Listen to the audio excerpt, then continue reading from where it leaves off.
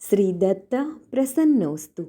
ઓમ શ્વાસે શ્વાસે દત્ત નામ સ્મરાત્મન. ગુજરાતની પ્રજાને દત્તભક્તિથી અવગત કરાવી, દત્તભક્તિનું સાહિત્ય અર્પી, દત્તભક્તિનું કહેલું લગાડનાર રેવાના યોગી અને નારેશ્વરના નાથ શ્રી રંગઅવધૂત મહારાજને કોટી કોટી નમન.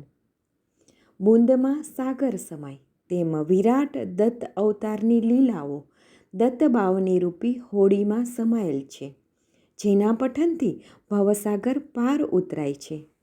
અવધૂત શ્રીની આવી અલૌકિક કલ્પવૃક્ષ સમ રચનાને સમજીને કરીએ તો વધારે ફળદાયી નીવડે છે. સરળતા, નમ્રતા અને વિદ્વતાના ત્રિવેણી સંગમ સમ વડોદરાના શ્રી મયુરભાઈ દવે શાસ્ત્રીજીની પ્રાંજલવાણીમાં આ સંજીવની સ્તોત્રને સમજીએ. આજે દત્ત બાવનીની 25થી 30 પંક્તિઓને વ્યવહારિક ઉદાહરણ સાથે સમજીએ. પંક્તિમાં બીજો એક કર્મકાંડનો પ્રસંગ છે કે કરી દૂર બ્રાહ્મણનો કોડ, કીધા પૂરણ એના કોડ. નંદી નામનો એક બ્રાહ્મણ હતો, એને કોડ થયો હતો. કોડમાંથી રક્તપિત્ત થઈ ગયો. એ જમાનામાં કોડને પણ લોકો ચેપી ગણતા હતા, તિરસ્કાર કરે. આના બિચારાનો તિરસ્કાર થાય, એમાં બીજા રક્તપિત્ત થઈ ગયો, પરેશાન થતો હતો. એ અને માતાજી ઉપર બહુ ભરોસો હતો. તુળજા ભવાની માતાનું મંદિર હતું ગામની બહાર, ત્યાં જઈને રહ્યો. ઉપવાસ કરે, માતાજીને પ્રાર્થના કરે, માતાજી આપણને મટાડ તો કંઈક જીવનમાં બરકત આવે. બત્તેથી હળે હળે થઉં છું, ખાવા પીવાના ભાવા છે, જ્યાં ત્યાં દિવસ પસાર થાય. 3 વર્ષ સુધી તુળજા ભવાની માતાની ઉપાસના કરી. 3 વર્ષ પછી માતાજીએ સ્વપ્નમાં કીધું, તારું કામ અહીંયા નહીં થાય, ચંદલા ભવાની માતા પાસે જા. એટલે બચ્ચારો તુળજા ભવાની માતાના મંદિરથી ચંદલા ભવાની માતાના મંદિરે ગયો. અહીંયા આપણે પાછા ઉપવાસ માતાજીની ઉપાસના શરૂ કરી. 7 મહિનાના વાણા આવ્યા ત્યારે ચંદલા ભવાની માતાએ કીધું, તારું કામ અહીંયા નહીં થાય, ગાંડકાપુરમાં જા, રુધિર સર્વેથી તારો ઘોડ મટાડશે. એટલે પેલાનું મગજ છટક્યો. માતાજી એવી માતાજી થઈને તું મટાડી શકતી નથી, મનુષ્ય પાસે મને મોકલે છે, હું નહીં જાઉં, બાય બાય જાણી હું. તુળજા ભવાની કે અહીંયા જા, તું કે અહીંયા જા, મારે શું કરવાનું આવું? હું નહીં જાઉં, હું અહીંયા જ રહીશ. મરી જઈશ તો તારા ભાઈને મરી જઈશ. દુનિયા કહે છે ચંદલા ભવાની માતાના ભાઈને મર્યો, હવે બીજા નહીં જાઉં, બેસી ગયો નહીં આગળ. એટલે માતાજીએ રાત્રે મંદિરના પૂજારીને, સેવા માતા બધાને કીધું, પેલાને બહાર કાઢો કોડિયાને અને મોકલો એને ગાંડકાપુરમાં, અહીંયા એનું કામ થયું છે. બધાને હરખું સ્વપ્ન આવ્યું, બધા હવારમાં આવ્યા અને ટીંગા ટોળી કરી મંદિરની બહાર મૂકી આપ્યો. હવે કઈ જાય? મને ગાંડકાપુરમાં આવ્યો. એ વખતે ગુરુ મહારાજ સંગમ પર ગયેલા, મઠ પાસે પહોંચેલો. મઠથી સંગમ 4 કિલોમીટર દૂર છે. પૂછ્યું ગુરુ મહારાજ કઈ છે?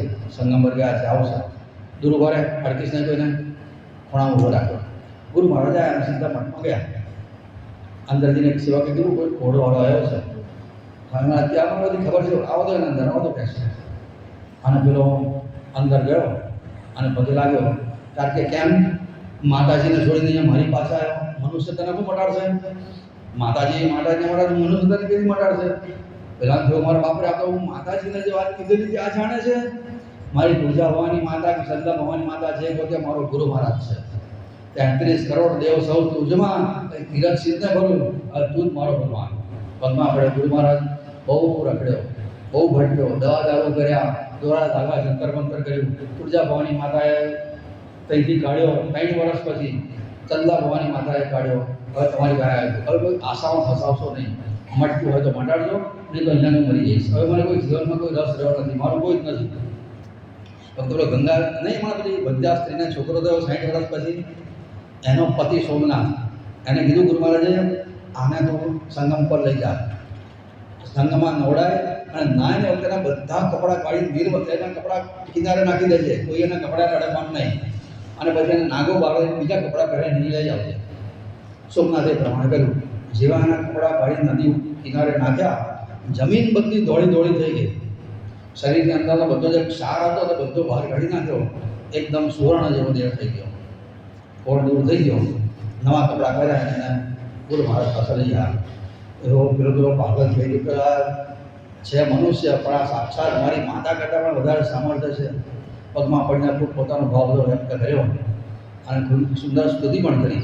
ના પછી એને કીધું કે ગુરુ મહારાજ આ તમારી કૃપા થતું મટ્યું પણ હું કંઈ ભણેલો નથી, હા અજ્ઞાની છું. ગુરુ મહારાજ કે ચાલ મારે હજુ ચેક કરી લે કોઈ જગ્યાએ કચાશ રહી ગઈ હોય તો. એટલે પેલા પાછું ખૂણામાં લઈ જઈને બધું ચેક કર્યું તો જાંગ ઉપર એક જગ્યાએ ચાટો રહી ગયો. પેલો એનું જાંગ ઉપર રહી ગયું, આ કેમ રહી ગયું આટલું બધું ગયું ને? કારણ કે તારા મનમાં શંકા હતી ને કે માતાજીની નામ લીધે મનુષ્ય હું મટાડશે, એ શંકાના લીધે આટલી કચાશ રહી ગઈ. સંશય આત્મા વિનશ્યતિ, ભગવાનની ભક્તિમાં શંકા વચ્ચે દવાય જ નહીં, એ કરશે કરશે ને કરશે, આ ભાવ હોવો જ નહીં. શંકા કરી એટલે આટલી કચાશ થઈ ગઈ. હવે હું કરું કે મારી સ્તુતિ કર. પેલો હું ભણ્યો જ નથી, હું તમારી સ્તુતિ કરું. તારે કંઈક તારું મોડું ઉગાડ, મોડું મોડું કર્યું. ગુરુ મહારાજે અભિમંત્રિત કરી ભસ્મ એની જીભ ઉપર જ્યાં ભભરાઈ, ત્યાં તો કાશીની પાઠશાળાનું બધું જ્ઞાન એની બુદ્ધિમાં પ્રગટ થઈ ગયું અને સુંદર સ્તુતિ કરી વખતે એણે ગુરુ મહારાજની. એટલે કીધું કે કરી દૂર બ્રાહ્મણનો કોડ, કીધા પુરાણ એના કોડ. ક્યાં કોડ હતા? જ્ઞાની દઉં તો એ કોડ હવે દૂર કર્યા અને સ્તુતિ કરી. જંગ પડતું પણ બાકી રહેલું એનું ચાકુ દૂર થઈ ગયું. એ આ પ્રસંગ છે. અને આમ જો કોડ એટલે શું છે કે અશ્રદ્ધા, શંકા.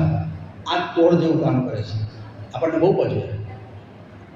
પેલા લોકો તો ત્યાં જાય છે ને શું કામ થાય છે, મારું અહીંયા થશે કે નહીં થાય, આવી બધી શંકા નહીં થવા દેવાની. આપણે જ્યાં માથું મૂક્યું છે ને એકવાર મૂક્યા પછી ઉઠાવવાનું જ નહીં. સજદે મેં સર ઝુકાયા फिर उठना हराम है. बस और मार के ताड़ तुझे द्वार આવી ખડો, લાજ જાશે यदि खाली जाओ और तारे जो आओ. तेरे दर पे आना मेरा काम है और मेरी बिगड़ी बनाना तेरा काम है. ये बात है. चलो घड़ी घड़ी बावने કરી દૂર બ્રાહ્મણનો કોડ, કીધા પુરાણ એના કોડ. એ નંદી કવિશ્વર તરીકે પછી ત્યાં ગાંડકાપુરમાં આ જીવન રહ્યો હતો. રોજ જે નવા નવા પદ બનાવે ગુરુ મહારાજની સ્તુતિ કરતો હતો.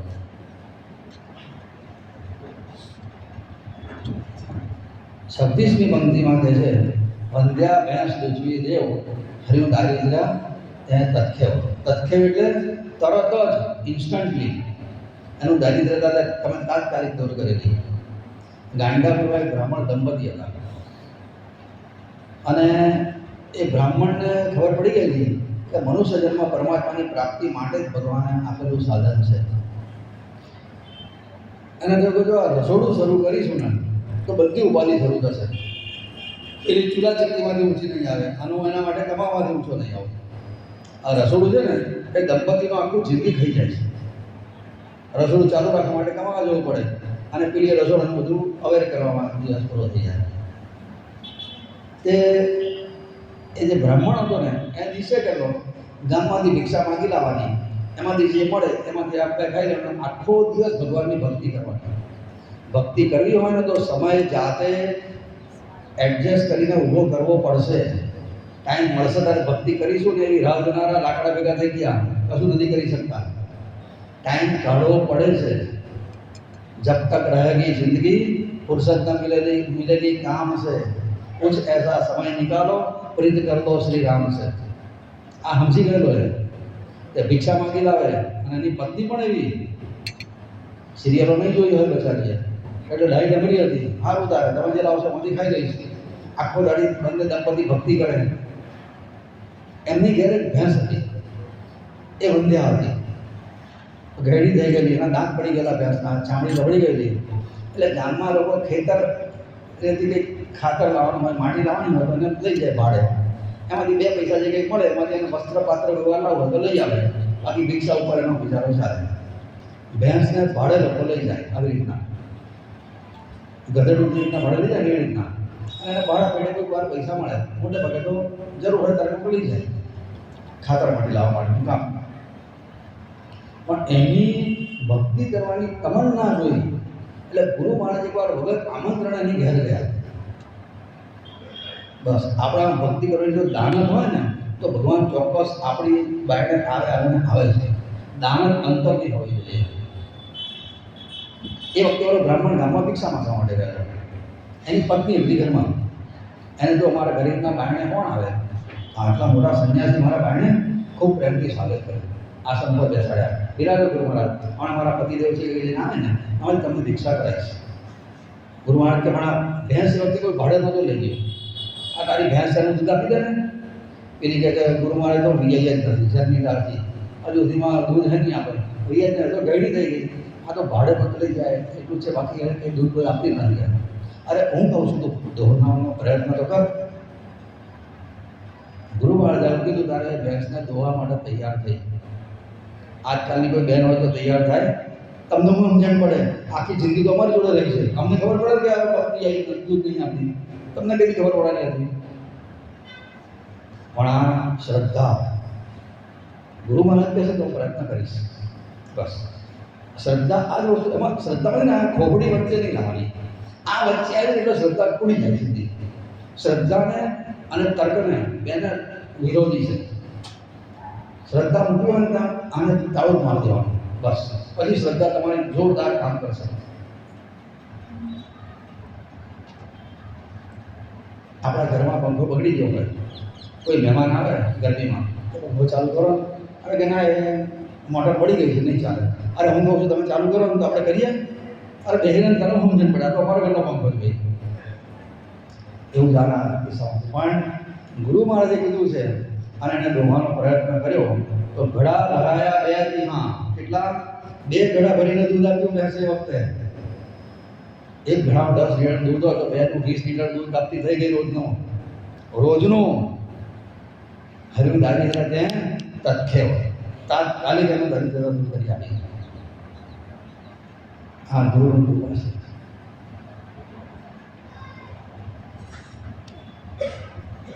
અને આમ જુઓ તો આનો અર્થ પણ થાય, આપણા હૈયા પણ છે ને ભેંસ જેવા કાળા જ છે. ભક્તિ ના કરે એને બધા હૈયા કાળ્યા જ હોય. કામ સુખનું ચિંતન કરવાથી હૈયું કાળું થઈ જાય. એમાંથી ભક્તિરૂપી દૂધ કેવી રીતના નીકળે? ભક્તિ રસ ના ચડે. પણ ગુરુની કૃપાથી જો વખતે આપણે ગુરુની કૃપા થાય, બાયણે આવે અને મહારાજના હૈયામાં પધરાઈએ. પેલી બ્રાહ્મણીએ ગુરુ મહારાજને ઘરમાં પધરાયા, આપણે ગુરુ મહારાજને આપણા હૈયામાં પધરાઈએ તો ભક્તિ રસ ચડે. અને ભક્તિ રસ ચડે પછી દરિદ્રતા દૂર થાય. પૈસાની દરિદ્રતા તો બહુ મામૂલી દરિદ્રતા છે. આપણા જીવનમાં બધાની સૌથી મોટી દરિદ્રતા હોય તો કઈ છે? જ્ઞાન ભક્તિ વૈરાગ્યમાં આપણે ભિખારી શ્રદ્ધા છે. કોઈ ભક્તિના છાંટો નહીં, કોઈ જ્ઞાન નહીં, કોઈ વૈરાગ નહીં, કશું નહીં. બસ ખાવ પીઓને હું શુદ્ધિ કરી આગળ બધી ધન ચાલતી, શરીરના હાચવાનું બસ. એટલે આપણે બધા દરિદ્ર છીએ. પણ ગુરુ મહારાજ આપણી ભક્તિ કરવાની દાન જ હોય તો આપણા બાયણે આવે છે અને આપણે એમને હૈયામાં પધરાવાના છે. હૈયામાં પધરાવીએ તો એમની કૃપાથી આ બધી ભેંસો બહુ દૂધ આપતી થઈ જાય. એવા પ્રસંગ છે. વંદ્યા ભેંસ જીવી દેવ હરિમ દાજે ઝાલર ખાઈ લીજો એમ દીધો સુવર્ણ કટ સબે. બાપજીની પોતાના હાથે લખેલી હસ્તાક્ષરની બાવણી છે, એમાં ખાઈ ઝાલર લખેલું છે. પણ બાપજીની હાજરીમાં આ સુધારા પ્રમાણે બાવણી ગવાતી હતી. ઝાલર ખાઈ લીજો એમ બાપજીની હાજરીમાં ગવાતી હતી, એટલે આપણે એ પ્રમાણે ચાલુ રાખવાની જરૂર છે. ઝાલર એટલે શું? વાલોડ શીંગો, એને સંસ્કૃતમાં ઝાલર કહેવાય. ગાણગાપુરમાં છે ને બ્રાહ્મણ દંપતી રહેતા હતા ને, એ પણ પેલા જેવા હતા, વંદ્યા ભેંસના માલિક હતા ને નાથ જેવા. એવા સંતોષી હતા બિચારા, કોઈ જ મોટા સપના નહીં, બસ આખો દિવસ ભક્તિ કરવી છે એના માટે જન્મ્યા છે. એ ભાવથી પેલો બ્રાહ્મણ બપોરે 12 વાગે એટલે ગામમાં ભિક્ષા માંગવા માટે જાય. ભિક્ષામાં મળે એ પેલી જે કંઈક કાચું પાકું બનાવે એ 2 જણા ખાઈને આખો દિવસ ભક્તિ કરવાની. કોઈ વાર ગામમાંથી ભિક્ષા ના પણ મળે તો એ વખતે એમના વાડામાં વાલોડ સિંહોનો એક વેલો હતો. વાલોડ સિંહો ઉગે, એની પત્નીએ બાફી નાખે અને 2 જણા ખાઈને દિવસ પૂરો કરી નાખે. ભક્તિ કરવી હોય તો આવું કશું રસ્તો કાઢવો જ પડશે. બધાને જે રીતના જીવે છે આપણે જીવવા ગયા તો ભક્તિ માટે ટાઈમ નહીં મળે. દૈનિક પ્રવૃત્તિઓ ઓછી કરવી જ પડે. પ્રવૃત્તિ અને ભક્તિ એટલે વિરોધી છે. જાતે જ આપણે ટાઈમ કાઢવો પડશે. કોઈ આપણને એવું નહીં આવીને કહે કે લો તો આ ટાઈમ આજનો ટાઈમ તમારો બચે છે, આમાં તમે કરો. આપણે જાતે જ આના માટે સ્વાર્થી બનવું પડશે. નહીં તો નહીં થાય ભક્તિ, આયુષ હાથ તાળી આપીને છટકી જશે. આ લોકો આવું કરતા હતા, ભિક્ષા માંગીને જમી દેવાનું અને સવારથી બ્રહ્મ મુહૂર્તથી ભક્તિની શરૂઆત થાય. અંતર્યામી ગુરુ મહારાજને ખબર પડી કે આ બ્રાહ્મણ દંપતીની ભક્તિ શ્રેષ્ઠ છે. અને બિચારાને ઘણીવાર ભિક્ષામાં કશું જ ના મળે, નાનકડું ગામડું, અને એ વખતે ખાલી આ વાલોળ સિંગો આપીને ખાઈ લેવાની, નાનકડો દિવસ પસાર કરવાનો. ગુરુ મહારાજ એકવાર વગર આમંત્રણના બાયણે ભિક્ષા માંગવા માટે ગયા, વગર આમંત્રણ. ગામના લોકો વાતો કરે, આ સંન્યાસી મહારાજને હું પૂછ્યું ત્યાં અમે ભિખારીની ઘેર ગયા, અમારી ઘેર આવતા અમને સારામાં સારી અમે રસોઈ બનાવીને જમાડીએ. આવાને ઘેર જવાથી એમને શું મળવાનું હતું? એક માગીને ખાય છે તો હું એમને આપવાનો હતો. પણ અંતર્યામી છે ને ભાવ જોઈએ છે, એના બાયણે ગયા. બ્રાહ્મણે ખૂબ પ્રેમથી સ્વાગત કર્યું, વધારો વધારો ગુરુ મહારાજ.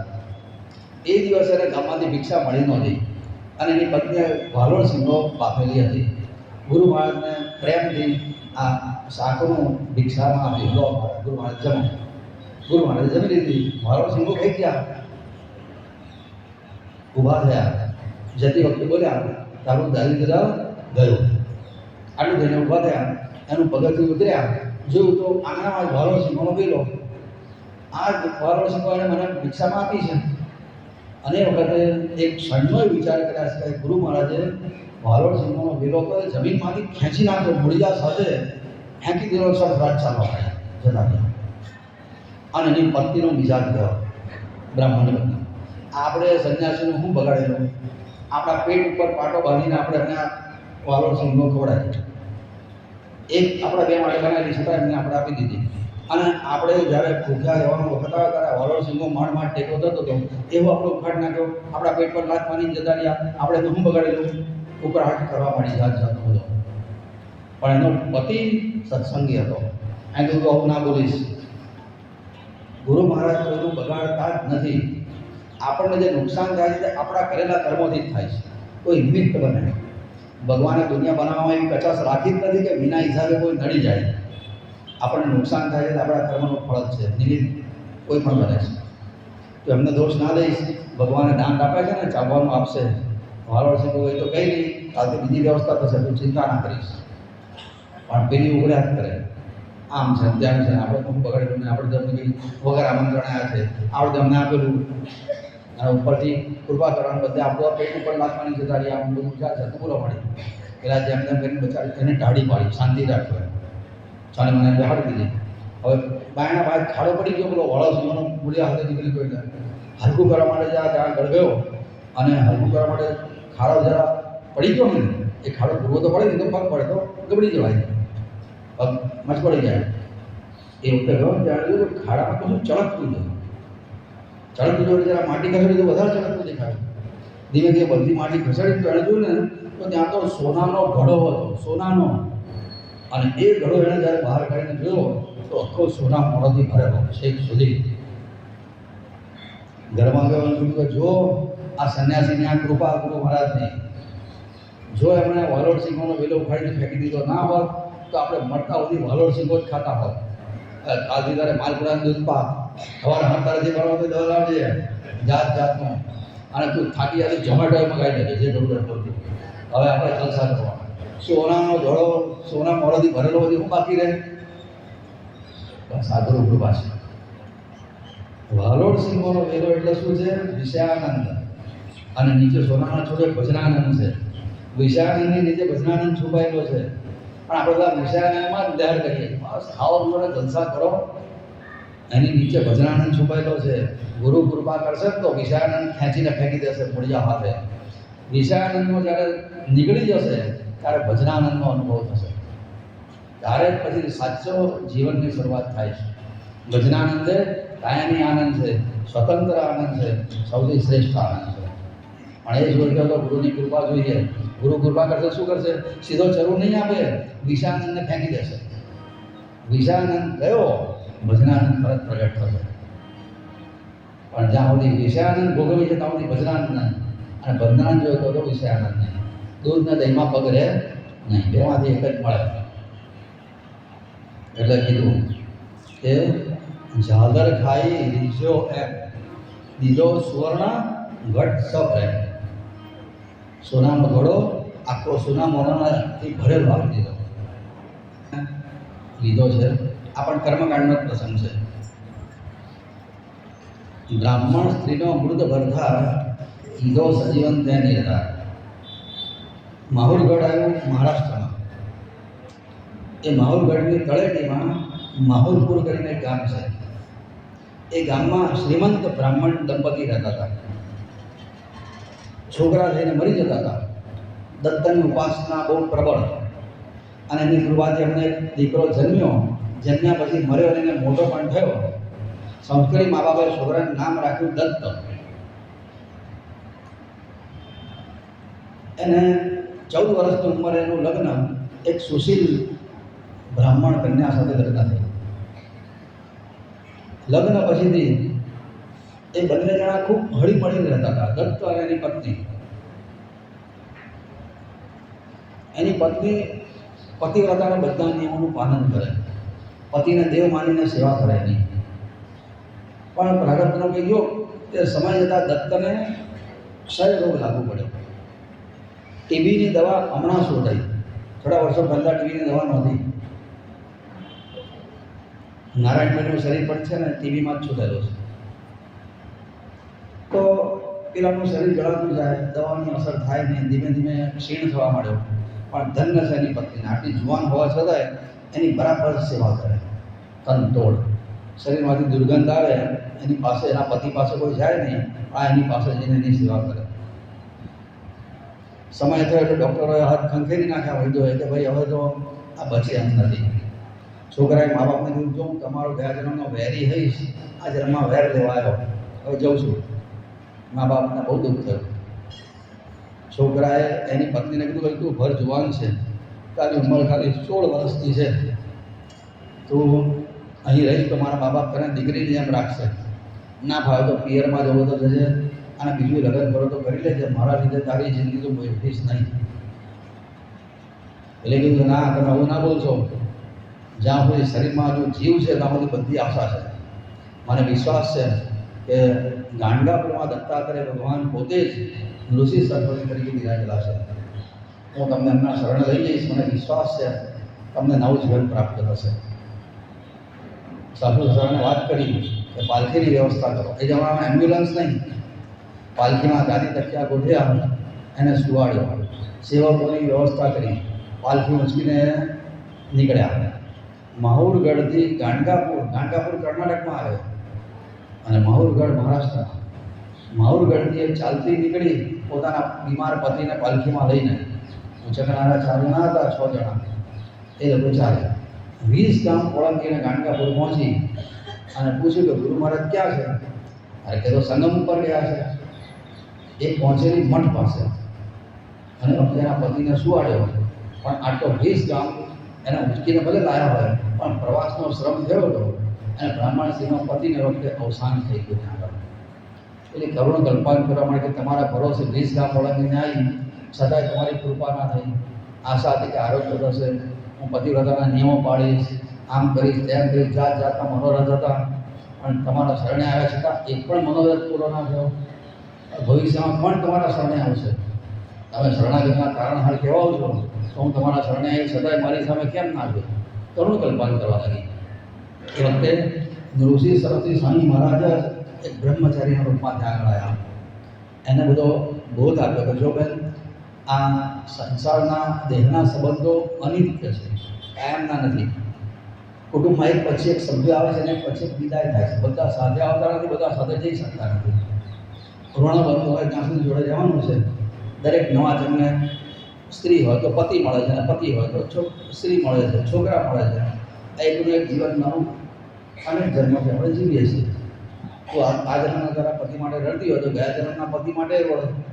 ગયા જન્મના પતિને છોડીને આવીશું, અને આગલા જન્મમાં છોડીને આવીશ. દરેક આ નવા જન્મ નવા સંબંધો ઊભા થયા કરતા હોય છે. એને કોઈ મહત્વ આપવાનું નહીં. તારો સાચો સંબંધ ભગવાન સાથે છે. તારો પતિ મર્યો નથી, શરીરથી અલગ થયો છે અને હવે બીજા શરીરમાં જશે. ઘણો બધો બોધ આપ્યો અને એ સ્ત્રીની ઉપર એ બોધની અસર થઈ. કીધું સારું તો હું શું કરું? કારણ કે જો સ્ત્રીના માટે 2 ઉપાય છે. જો પતિ જીવતો હોય તો પતિવ્રતા ધર્મનું પાલન કરવાનું, અને પતિનું મરણ થઈ જાય તો કાં તો વિધવા ધર્મનું પાલન કરવાનું અથવા પતિની પાછળ અગ્નિ પ્રવેશ કરવાનો. અને જે ભાવે તે કર. એ વખતે બધા ધર્મો સમજ્યા ત્યારે સાવિત્રીએ કીધું કે દત્તની પત્ની દત્તુની કે હું હજુ ઘરે જવાન છું અને વિધવા ધર્મનું પાલન આખી જિંદગી મારાથી નહીં થાય, માટે હું તો પતિની પાસે અગ્નિ પ્રવેશ કરીશ અને અગ્નિ પ્રવેશ કરવા માટે તૈયાર થઈ ઘર જવાનીમાં. આ બધો એને ઉપદેશ આપ્યો મઠ પાસે. ગુરુ મહારાજ બીજા સ્વરૂપ પ્રગટ થઈને ત્યાં બહુ જ આપ્યો એને અને કીધું તારે જે ઈચ્છા હોય તે કર. તો એણે કીધું અગ્નિ પ્રવેશ કરીશ પતિની પાછળ. એ સારું, અગ્નિ પ્રવેશ કરજે અને એક કામ કર, તેના રુદ્રાક્ષ આપું છું, 2 તારા પતિના કાનમાં બાંધજે, 2 એમના ગળામાં પહેરાવજે અને જેના દર્શન કરવા માટે તો આપણે દૂરથી આવી જાય નિષ્ઠા મોડાની સંગમ ઉપર જા, તારા ગુરુના દર્શન કરી આવે પછી અગ્નિ પ્રવેશ કરજે અને આ બધું સૂર્યાસ્ત પહેલાં બતાવી દેજે. એટલે ગગા હારું અને પેલા બ્રહ્મચારી જતા ગયા. આ બાજુ પછી પેલી સંગમ ઉપર ગઈ, પોતાના પતિના ગળામાં અને કાનમાં રુદ્રાક્ષ બાંધીને ગામના લોકોએ ચિતા તૈયાર કરી, એની ઉપર એને સુવાડ્યો ખરો, પેલી આવશે એટલે અગ્નિ પ્રવેશ થશે.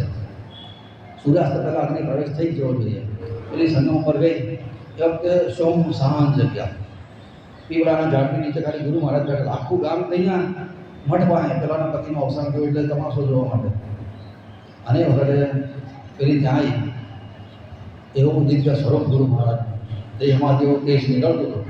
સાષ્ટાંગ દંડવત પ્રણામ કર્યા. ગુરુ મહારાજ કીધું અખંડ સૌભાગ્યવતી ભવ. બધા હસવા માંડ્યા કે આનું દિવ્ય રાખે છે. એટલે પેલી લાગ્યું કે મારી જોડે બીજા બહેનો છે એમાંથી કોઈને આશીર્વાદ આપ્યા છે. એટલે એણે ફરી સાષ્ટાંગ દંડવત પ્રણામ કર્યા. ગુરુ મહારાજ કીધું અષ્ટપુત્રાવતી ભવ. એટલે એટલે કીધું ગુરુ મહારાજ તમે હું આશીર્વાદ દીધે રાખો છો, આનો પતિ મરી ગયો, ચિતા ઉપર ચડાવી દીધો, હવે આની મારે અગ્નિ પ્રવેશ કરવાની છે, તમે બધું હું આશીર્વાદ આપ્યા કરો છો. ગુરુ મહારાજ કે એકવાર મુખમાંથી નીકળ્યું એ કદાપી ઘર જતું જ નથી, જાઓ એના પતિના શબ્દને લઈ આવો, અહીંયા જોઈએ તો ખરા કેવી રીતે મરી ગયો છે. બધા દોડ્યા. એટલી વારમાં ત્યાં બીજા ભક્તો આવ્યા ને એમણે પાદુકા ઉપર રુદ્રાભિષેક કર્યો. એટલી વારમાં પેલા શબ્દને લઈને ત્યાં આગળ આવ્યા. ગુરુ મહારાજ તેના બંધન છોડ નાખો, બંધન છોડ્યા. ગુરુ મહારાજ કીધું આ રુદ્રાભિષેકનું જળ છે એની ઉપર પ્રોક્ષણ કરો, શબ્દની ઉપર. જ્યાં પ્રોક્ષણ કર્યા ત્યાં તો બ્રાહ્મણ સ્ત્રીનો મુદ્દો પર થાય લીધો સજીવાન જાગેલા. અવધૂત શ્રી ગુરુદેવ અને સજીવન થઈ ગયો. આ બધી કળિયુગની બનેલી ઘટનાઓ છે, પુરાણકાળની નહીં. આ સાક્ષાત દત્તાત્રેય ભગવાન એ બધી લીલાઓ કરેલી છે. એટલે આપણે અહીંયા ભક્તિ મરી ગઈ હોય, ભક્તિ ઓછી થઈ ગઈ હોય તો ગભરાવાનું નહીં. એમના ચરણમાં આશ્રય કરે તો ફરી સજીવન થાય. ભાવ આપણા ખલાસ થઈ ગયા હોય તો ફરી જાગૃત થાય. નાનપણની જે નિર્દોષતા હતી, જે જિજ્ઞાસા હતી, ફરી જગાડવી હોય એમના ચરણમાં આશ્રય કરવાનો, એમના શરણે જવાનું. આ શ્રદ્ધાથી ગઈ તો શ્રદ્ધા આટલી જબરદસ્ત પડી છે. જરૂર છે ખાલી એમના શરણે જવાની બસ. બાકી એમના માટે કશું જ અશક્ય નથી, બધું જ શક્ય છે. પછી લોકો ત્યાં રહ્યા, સત્સંગ કર્યો, પછી પોતાના ગામમાં આવ્યા. પછી દર વર્ષે ગાંજાપુર પગે ચાલીને જતા હતા દર્શન કરવા માટે. એ વાત છે.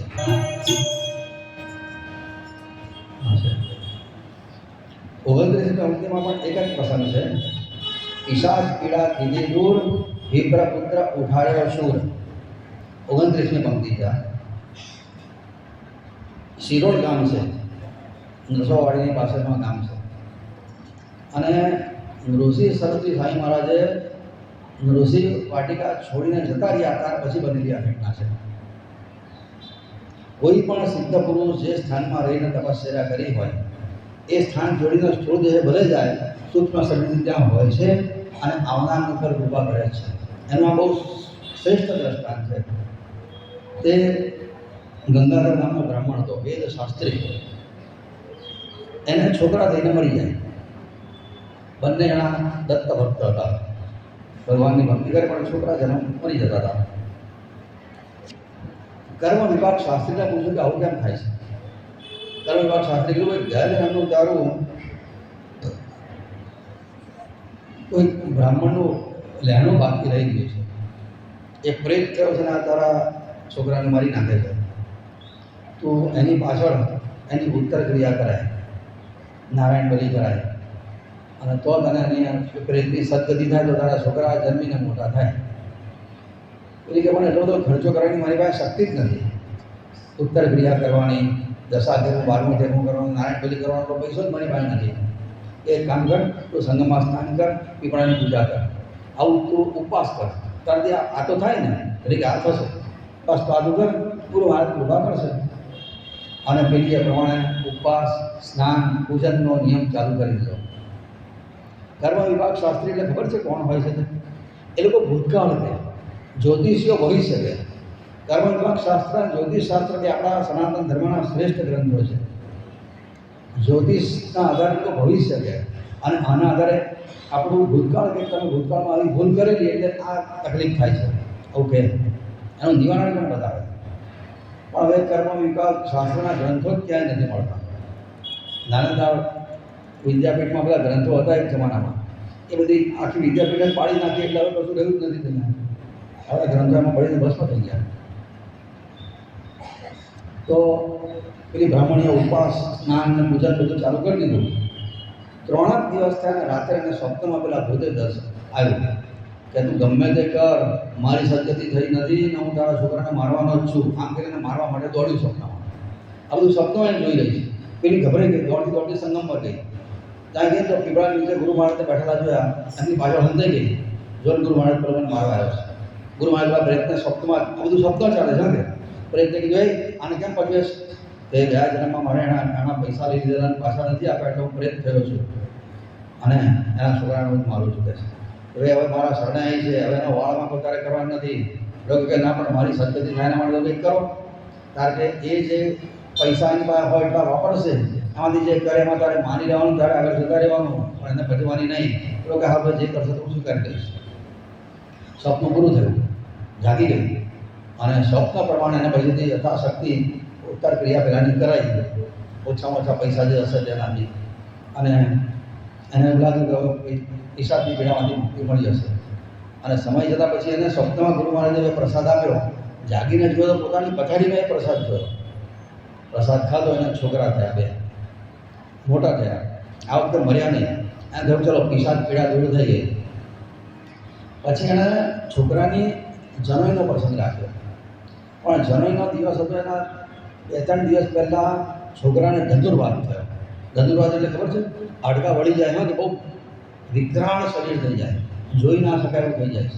હવે કોઈને થતા નથી, પણ પહેલાં તો બહુ થતા હતા. જોઈ ના શકાય એની સામે આપણે ધનુર્વાત થયો અને છોકરો મરી ગયો.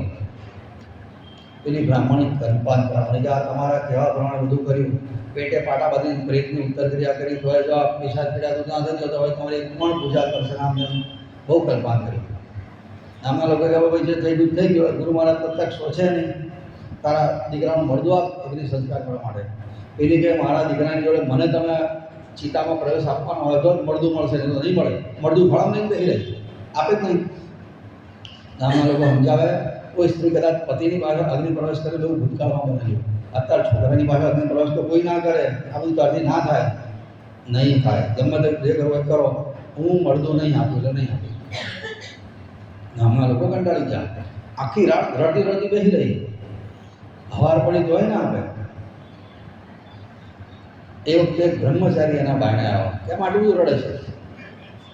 જેના ભરોસે મેં આ વ્રત કર્યા, ઉપવાસ કર્યા અને પેટે પાટા બાંધીને ઉત્તર ક્રિયા કરી, એ પ્રત્યે મારા છોકરાને મારી નાખ્યો, હવે એના ભરોસે કોણ રહે? મારે જીવવું જ નથી. બધી પડે જાતનું બોલી.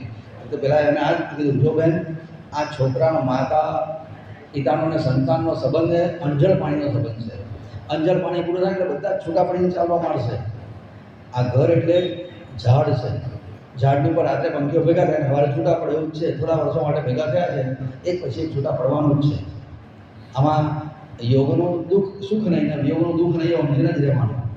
જેના યોગમાં સંયોગમાં સુખ લાગે છે, એના વિયોગમાં એટલું દુઃખ લાગવાનું જ છે. કાં તો એ આપણને છોડશે, કાં તો આપણે એને છોડીશું. આવું સમજીને જ ઘરમાં રહેવાનું થાય. ઘણું બધું સમજાવે. પેલું બ્રાહ્મણી કે બધું જ્ઞાન તમારી પાસે રાખો, મારો તો છોકરો મરી ગયો એના ભરોસે, હવે અગ્નિ પ્રવેશ કરવાની, તમારે જે કરવો કરો. ત્યારે પેલા બ્રહ્મચાર્ય કીધું, તને આ વરદાન ક્યાં મળ્યું? કે તો સ્વપ્નમાં મળ્યું. આ સ્વપ્નમાં તને ક્યાં વરદાન આપેલું? કે પિશાચ પીડા દૂર થઈ ગઈ. કે સંગમ ઉપર, કે જ્યાં સંગમ ઉપર જઈને ફરિયાદ કરીને અહીંયા ઘરમાં બેઠી બેઠી હું રડે છે? એના વાત ઘરે ઉતરી જાય. મળતું નાખ્યું ખભે, ચાલી. શિરોડ ગામથી નરસો બાવડી ખાસું દૂર છે. હા, કે ચાલતી ચાલતી ત્યાં ગઈ નદી કિનારો, જંગલનો વિસ્તાર, એકલી પાદુકા હતી ઝાડની નીચે, બધું સુનસાન જંગલ. એને લોકો રોજ ચડે વખતે તે પાષાણની પાદુકા ઉપર પોતાનું માથું પછાડ્યું. તારા ભરોસે આવી તો એવું બધું સારું ના થાય. એના લોહીથી પાદુકા ઉપર લોહીનો અભિષેક થયો. ગામના લોકોએ બેન હવે બધા ગુસ્સા બંધ કર અને આ તારું મળતું બાળવા માટે આ અંધારું થવા આવ્યું. સૂર્યાસ્ત થયો, કાલનો હાથનો છોકરો મરી ગયો છે, 24 કલાક થઈ ગયા. અહીંયા વગડાનો વિસ્તાર છે. સૂર્યાસ્ત પછી અગ્નિ સંસ્કાર થાય ને, અને અહીંયા રાત્રે જંગલી જાનવર આવશે તો એટલે કે જે જોવાનો થતા હું મળતું નહીં આપો એટલે નહીં આપો, એના ભરોસે આવીશું. ગામના લોકો નહીં આપે, પણ રાત્રે આ ધંધા મારશે ને ત્યારે જગ મારીને આપશે. સવારે કઈ જવાની છે આપણે ગામમાં, ચાલો રાત્રે અહીંયા રહીએ અને જંગલી જાનવર આપણને ખાઈ જાય તો કાલે ના છોકરાને બધા આપણો અગ્નિ સંસ્કાર થઈ જાય. બધા ગામના લોકો જતા રહ્યા. ગામમાં અંધારું થવા મળ્યું. પેલી સ્ત્રી, એનો પતિ અને મરી ગયેલો છોકરાને મળતો. આટલા જ નદી કિનારે રહ્યા. સમાન વિસ્તાર, જંગલ ચારે બાજુ. નદીના કિનારે ઉપર એક ઔદુંબરનું ઝાડ, એની નીચે પાષાણની પાદુકા. આગલા દિવસનો છોકરો મરી ગયો છે. આખી રાત એ અત્યાર સુધી રડ કરેલી થાકી ગયેલી. અને રાત્રે આકાશમાં અંધારું થયું, તારા દેખાયા, અને એ વખતે ઠંડો પવન છૂટ્યો કે અમે બેઠા બેઠા ચોંકવા ગયો પેલી. અને સ્વપ્નમાં એણે એવું જોયું કે ઋષિ સ્વામી મહારાજના દર્શન થયા અને બોલ્યા, કેમ ચંડી મારી પર તો ક્રોધ કરે છે? મારો ભરોસો આવી હોય તો તારા છોકરાનો વાળ વાંકો કરવાની કોનામાં તાકાત છે? બતાવે કઈ છે? બધું સ્વપ્નમાં એને દેખાય છે. એનું જો અહીંયા મરે પડે છે, એનું મોઢું ગાળ, પેલી મોઢું મોડું કર્યું, અને વખતે એમણે બસ વાપી બંધ કરી નાખી, અને સ્વપ્નમાં છોકરો જીવતો થયો એણે જોયું. એટલામાં એની ઊંઘ ઉડી ગઈ, દેહ ભાન ઉપર આવી ગયા. પછી એમ થયું કે હું ગાડી જ છું ને, આજે કેટલાક આગલા દિવસનો છોકરો મરી ગયો છે, અત્યારે રાતે હવે પૂરી થવા આવી. અત્યાર સુધીમાં આ છોકરો નહીં થયું, તો હવે મારે આ બધી ગલછા રાખવી જોઈએ નહીં. હવે એને જ્ઞાન થયું, હું બહુ જીદ કરું છું ખોટી, આટલી બધી જીદ મારે ના કરવી જોઈએ. આવો એના મનમાં વિચાર આવ્યો, અને વખતે એની નજર પડી ને છોકરાને સુવાડેલો અને ઉપર સફેદ વસ્ત્ર ટાંગેલું, એ હલન ચલન દેખાયું એને. અને તો નીચે કશું શું ભરાયું હશે? નજીક ગઈ અને જ્યાં વસ્ત્ર ઘસાડ્યું તો એના છોકરાની આંખો ખુલ્લી જોઈ, આંખો હલતી દેખાય. આ પગમાં હલનચલન જોયું છું. થોડી વાર છોકરો બેઠો હતો, એમ કે માં મને ભૂખ લાગી છે. એ વખતે એની માના સ્તનમાંથી દૂધની ધાર પ્રગટ થઈ. મા એના સ્તન કરાય.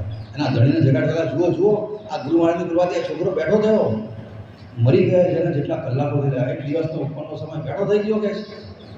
એના ધણીએ જોયું અને બંને જણા અવધૂત ખૂબ પ્રસન્ન થઈ ગયા. નદીથી સ્નાન કર્યું, તેણે જણાય જળ લઈ આવ્યા. પાદુકા ઉપર આગલા દિવસનો લોહીનો અભિષેક થયો છે, બધું ધોઈ નાખ્યું, પુષ્પ લાવીને ચઢાયા. અજવાળું થયું ને ગામમાંથી બધા આવ્યા. એમને ગામમાં કોઈને કશી ખબર નહીં, ખબર ધોતિયા નાખી અગ્નિ સંસ્કાર માટે આવ્યા બધા. ગયા તારે 2 જણા હતા, આયા તારે 3 જણા, આ ત્રીજો ક્યાંથી આવ્યો? કારણ કે આપણો છોકરો છે. અને જોયું ત્યારે તો ખરેખર પિશાચ પીડા કીધી દૂર, વિપ્રપુત્ર ઉઠાડ્યો છે. ગુરુ કૃપા શું નથી કરી શકતી? પ્રત્યક્ષ હોય તો કરે જ છે. આ તો સ્થાન છોડીને જતા રહ્યા ત્યાર પછીનો પ્રસંગ છે. આ નારેશ્વરના ગુરુ મહારાજ પ્રત્યક્ષ ભલે ના હોય, પણ આજે છે જ ત્યાં આગળ. આપણે શ્રદ્ધાથી જઈએ તો એ જમાનામાં લોકોના જેવા કામ કરતા હતા એ આજે કેમ ના થાય? અને આવી દત્તભાવની જો આપણે બોલતા એમના સ્થાનની પ્રદક્ષિણા કરીએ, ગુફાની, રંગ મંદિરની, શ્રીશૈલની, પાદુકાની, તો કેમ આપણા કામ ના થાય? ધાર્યા કામ થાય, મળતા બેઠા થાય. શું નથી થઈ શકતું? આ સ્થાન છોડી ગયા પછીના પ્રસંગો છે. એટલે આપણે જરૂર હોય છે ખાલી શ્રદ્ધાની. ફરી ભગવાન બોલ કર્મકાંડનો છે એ પંક્તિ છે. હરિ વિપ્ર મદ, મદ એટલે અભિમાન. હરિ વિપ્ર મદ, બ્રાહ્મણનો મદ હરી લીધો. કેવી રીતે? અંત્ય જ હાથ, એક ભંગીના હાથે બ્રાહ્મણનું અભિમાન દૂર કર્યું અને રક્ષો ભક્ત ત્રિવિક્રમતા, ત્રિવિક્રમ ભારતી નામના એક ભક્તનું રક્ષણ કર્યું. પ્રસંગ એવો છે કે ગાંડાપુરની પાસે કોમસી નામનું ગામ છે. એ ગામમાં ત્રિવિક્રમ ભારતી નામનો સંન્યાસી રહેતો હતો. ઋષિ સરસ્વતીનો પરમ ભક્ત, એમના ગુરુ માને કોમસી ગામમાં રહીને ઉપાસના કરે. એ જમાનામાં આપણા દેશમાં મોગલોનું રાજ હતું અને એમાં બેદરપુર નામના એક ગામમાં છે ને એક મુસ્લિમ રાજા હતો ને, એને એવું તાન ચડ્યું આપણા ધર્મગ્રંથોને હલકા બતાવવા માટે જાહેરાત કરે, વેદના જાણકાર બ્રાહ્મણો મારા દરબારમાં એને પાઠ કરશે, એમને વસ્ત્ર અલંકારો આભૂષણો દાનમાં આપીશ. હવે શાસ્ત્રમાં લખ્યું છે કે વેદનો પાઠ શૂદ્રના આગળ થાય નહીં. આ તો મ્લેચ્છ છે એટલે શૂદ્રમાં ગણાય, ત્યાં પાઠ થાય નહીં. પણ લોભી બ્રાહ્મણો એને ત્યાં પૈસાની લાલચે જાય. પેલો શું કરે, પેલા લોકો જે કંઈ મંત્ર બોલે એના ઊંધા ઊંધા અર્થ કરે અને એવું સાબિત કરે કે તમારા ગ્રંથો બધા બોગસ છે. સમજણ કશી પડે નહીં, પેલાને ના પડે, નાને ના પડે, પેલા પૈસાના લાલચે જાય. જેમ આપણું અષ્ટમ અષ્ટમ બોલે અને પેલો બધા રીતના અર્થ કરે અને હરખાય અમારો ધર્મ શ્રેષ્ઠ છે. આ વાતની ખબર ગામે ગામ ફેલાઈ ગઈ કે આવી રીતના વેદના મંત્રો બોલનારાને બહુ આપે છે. તે બે દંભી બ્રાહ્મણ હતા, કશું જ્ઞાન નહીં વેદનું, પણ એના દરબારમાં આવ્યા અને કે અમે 4 વેદના જાણકાર છીએ, તારા ગામમાં જે હોય એને બોલાય, અમે ચર્ચા કરીએ, જો અમારી વિદ્વતા કેવી છે. એને તો હવા જ જોઈતા હતા, ગામમાં જાહેરાત કરી, પણ જાણકાર ખરા હતા ને તો આવે જ નહીં. શાસ્ત્રની કોઈ દિવસ ચર્ચા થાય જ નહીં, સંવાદ થાય, વિવાદ ના થાય. તમે જો અત્યારે શ્રદ્ધાળુ છો, પણ કોઈ નાસ્તિકને શ્રદ્ધાળુ બનાવવા ગયા ને તો એવા આર્ગ્યુમેન્ટ કરશે ને તમારી શ્રદ્ધા ભેગાઈ નાખશે. એ શ્રદ્ધાળુ નહીં થાય, શ્રદ્ધાળુ આપણને નાસ્તિક બનાવી નાખે. આવા હોય છે.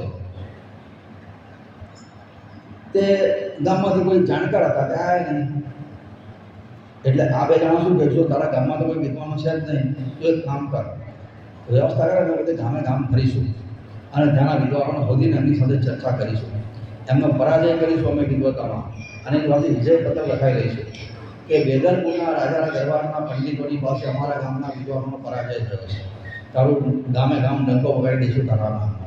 પેલો તો ઓર ખુશ થઈ ગયો, વાહ વાહ, શાબાશ શાબાશ. એના માટે હાથીની વ્યવસ્થા કરી, હાથી પર અંબાડી રાખ્યો, બધા સેવકો આપ્યા, તમારે આપણી જોડે જોવાનું, વિદ્વાનોની જોડે. અને આ દંભી બ્રાહ્મણો એક ગામથી બીજે ગામ જાય, ગામમાં જાહેરાત કરાવે, વિદ્વાનોના નામે બધાને ભેગા કરે, ચર્ચા કરવાની તો વિજયપત્ર લખી આપો. વિજયપત્રના કોથળે કોથળા ભરવા માંડ્યા. ગામે ગામથી ફરતા ફરતા અમે ખબર પડી કુક્ષી ગામમાં આ ત્રિવિક્રમ ભારતી છે, એની પાસે આવ્યા. ચાલ વિજયપત્ર લખ્યા, આપમાં તો ચર્ચા કર. તો ત્રિવિક્રમ ભારતી મહાજ્ઞાની, જેને પરમાત્માના વિશ્વરૂપના દર્શન થયા હતા, એ કક્ષાનો સંન્યાસી. એ કહે હું તો કંઈ ભણ્યો નથી, આ જંગલમાં રહીને તપસ્યા કરું, કંદમૂળ ફળ ખાઈને, હું કંઈ વિદ્વાન નથી, તમારા જોડે વિદ્વાન જોડે હું ચર્ચા કરું, તો બીજાની પાસે જાઓ. કંઈ ચર્ચા ના કરે તો વિજયપત્ર લખ્યા. પેલા કે મેચ રમ્યા નથી તો હાર્યા કઈથી કહેવાય ના, કે ચર્ચા કરતા તો વિજયપત્ર લખ્યા. પેલા તો વિજયપત્રો ભેગા કરવા હતા, જેટલા વિજયપત્રો ભેગા કરે એટલો પેલો રાજા બક્ષિસ વધારે આપે. બહુ જીદ કરી ત્યારે ત્રિવિક્રમ ભારતી કે તમે એક કામ કરો, ગાંડાપુરમાં બાજુમાં ગામ છે ત્યાં મારા ગુરુ મહારાજ છે, ચાલો ત્યાં જઈએ, પછી એ જે કરશે કરીશું આપણે. અને આ બધાને લઈને એ પેલા હાથી ઉપર બેઠા, આ બિચારો પગે ચાલતો ચાલતો જાય. જ્ઞાની માણસોમાં નમ્રતા ભરે છે અને એ વખતે એને એટલો આનંદ થાય કે મારે આજે મારા ગુરુ મહારાજના પ્રત્યક્ષ દર્શન થશે. ગાંડાપુરના મઠની ધજા દેખાઈ, ત્યાં તો સાષ્ટાંગ દંડવત કામ કરતો કરતો જાય અને સંગમ ઉપર ગયા, જોયું તો ગુરુ મહારાજ એવા પ્રસન્નતાથી બિરાજેલા હતા ઝાડની નીચે. બાવજી સાષ્ટાંગ પ્રણામ કર્યા, બધી કથા કીધી, આવી રીતના વિજયપત્રો માટે આવ્યા છે. ગુરુ મહારાજ કે તમે બ્રાહ્મણના રીતના પરાજય કરી તમને શું લાભ થવાનો છે? બ્રાહ્મણને નીચું જોડાવશો, તમને કોઈ બ્રહ્મ રાક્ષસ થવું પડશે. બ્રાહ્મણને તમે નીચું જોડાવશો, તમારે બ્રહ્મ રાક્ષસ થવું પડશે. બ્રહ્મદ્વેષી બ્રહ્મ રાક્ષસ થાય, આવું લખ્યું છે શાસ્ત્રમાં. એ બધી વાત નહીં, તમે કાં તો વિજયપત્ર લખ્યા વગર ચર્ચા કરો. પેલાને આટલું જ આવડે, એક જ વાક્ય બોલ્યા કરે. સ્વામી મહારાજે બહુ સમજાયા છતાંય ના માન્યા. સ્વામી એટલું સારું, તમારી ઈચ્છા પૂરી કરું છે, કામ કરો, એ બેસી જાઓ. એ બે જણ બેહાડ્યા, ત્રિવિક્રમ ભારતીને એની સામે બેહાડ્યો. પછી વખતે દૂરથી છે ને ભંગી ત્યાંથી પસાર થતો હતો. ગુરુ મહારાજે એક સેવકને કીધું, પેલાને બોલાવો, નજીક આવ્યો, ખુશ થઈ ગયો. મહારાજ ભગવાન તમે મને યાદ કર્યો. પોતાના સેવકની પાસે તે ભંગી ઉભેલો, એનાથી પોતાની વચ્ચે 7 લીટીઓ ઊભી દોરાઈ, વચ્ચે થોડી જગ્યા રાખી. પેલા કીધું તારે એક પછી એક લીટી ઓળંગવાની, સામટી ઓળંગવાની નહીં, દરેક એક લીટી ઓળંગીને ઊભા રહેવાનો, પોતાને પૂછવાનો જવાબ આપવાનો. પેલો કે હા. પહેલાં 7 લીટી ઓળંગતા પહેલાં પૂછ્યું તું કોણ? કે હું ભંગી છું, ગામની બહાર રહું, હલકી મજૂરી કરું છું. ચાલ પહેલી લીટી ઓળંગી જા, એક લીટી ઓળંગી હોય, બોલ તું કોણ? કે હું ભંગી નથી, હું તો શુદ્ર છું, ગામની બહાર રહું છું. પછી લીટી ઓળંગી, તું કોણ? હું શુદ્ર નથી, તો માછી છું.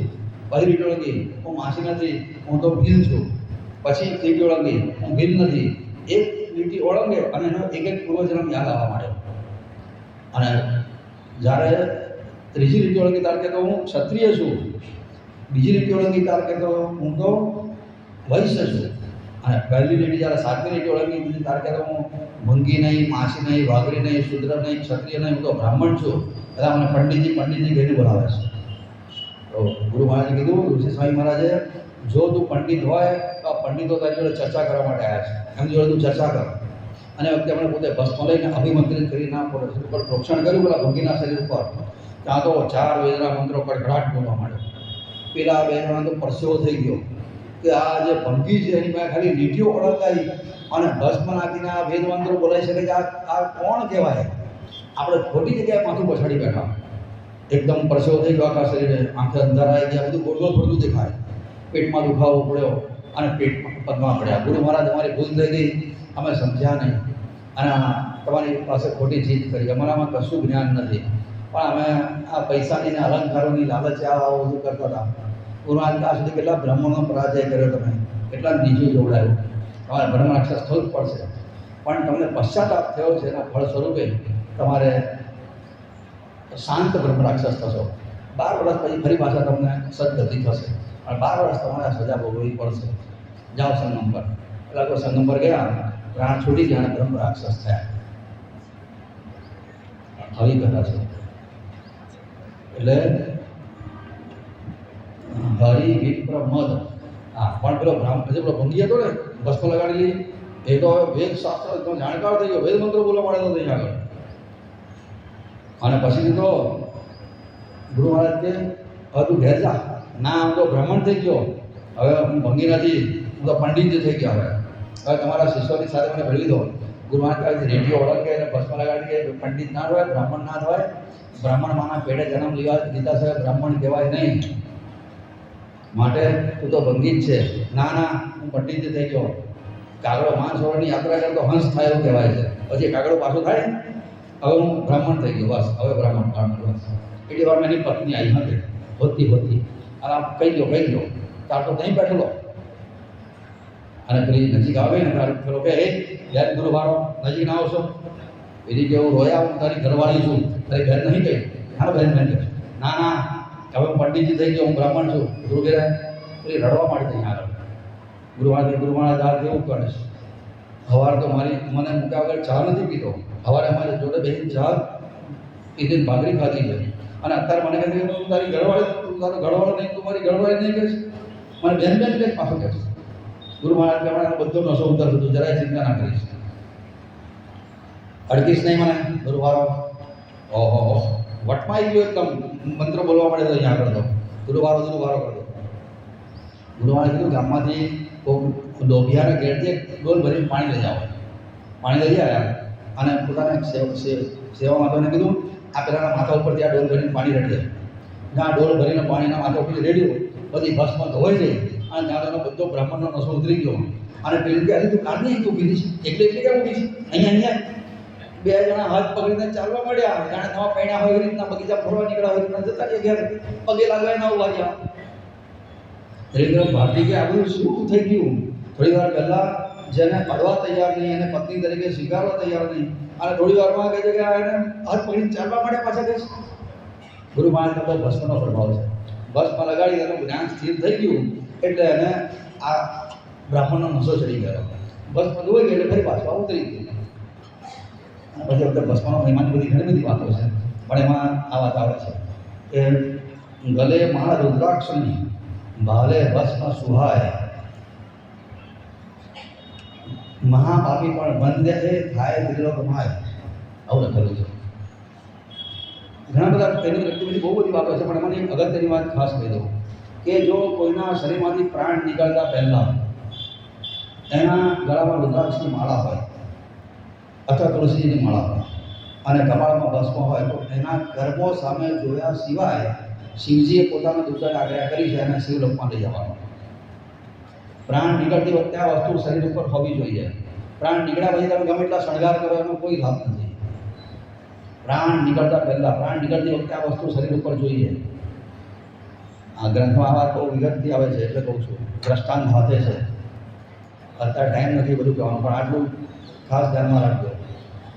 ગલે માળ રુદ્રાક્ષની ભાલે ભસ્મ સુહાય, મહાપાપી પણ વંદ્ય થાય ત્રિલોક માય. 3 લોકમાં વંદનીય થઈ જાય. માટે આ ખાસ ધ્યાન રાખવું. ઘરમાં આપણને જે ફાળે રુદ્રાક્ષની કે તુલસીની માળા ગળામાં પહેરવી, અને ઘરમાં બધાને કહી રાખવાનું. તબિયત વધારે બગડે ને તો આ 2 કામ પહેલાં કરી નાખે. કરવાનું નહીં. વખતે ઘરમાં ભસ્મનો ડબ્બો તૈયાર જ રાખવાનો. પછી વખતે ભસ્મના ડબ્બા નહીં મળતા બધું ના ચાલે, નહીં તો મરણ બગડશે. મરણ સુધારવાનો શ્રેષ્ઠ ઉપાય છે, સહેલામાં સહેલો. ગ્રંથમાં તો દ્રષ્ટાંતો હાથે બધી વાતો સમજાય છે, ભણે છે. અને ત્રિવિક્રમ ભારતીને એ દંભી બ્રહ્મ અહીં કળયુગની સંજીવની દત્તબાવનીની 30 પંક્તિઓની સમજૂતી શ્રી મયુરભાઈએ પૂર્ણ કરી. આભાર સાથે મયુરભાઈને આપણા સર્વના અવધૂત ચિંતન શ્રી ગુરુદેવ દત્ત.